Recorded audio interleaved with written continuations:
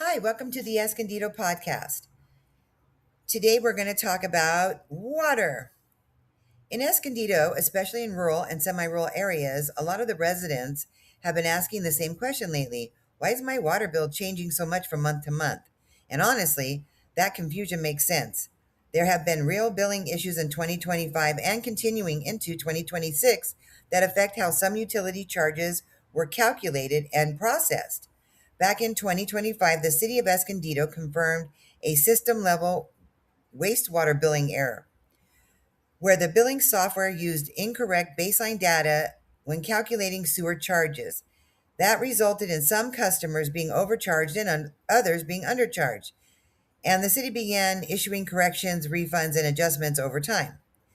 After that, some residents reported seeing unexpected changes in their bills, including retroactive adjustments and timing shifts as accounts were corrected.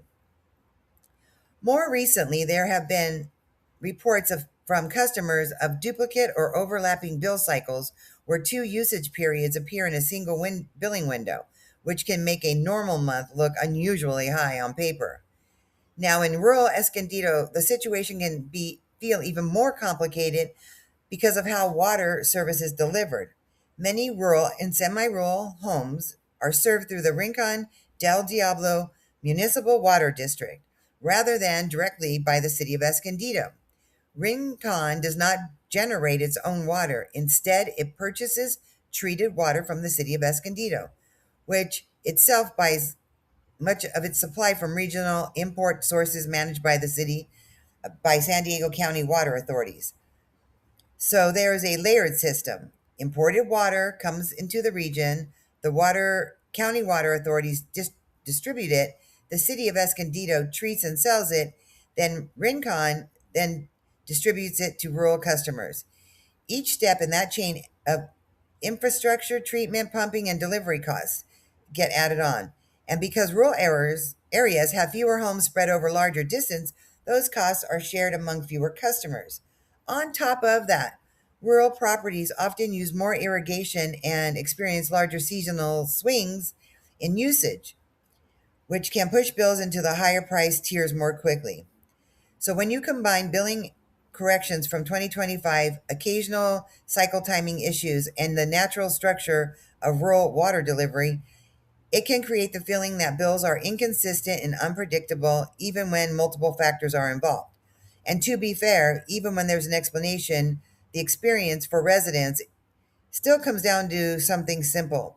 People want clear, predictable bills they can understand without needing a spreadsheet.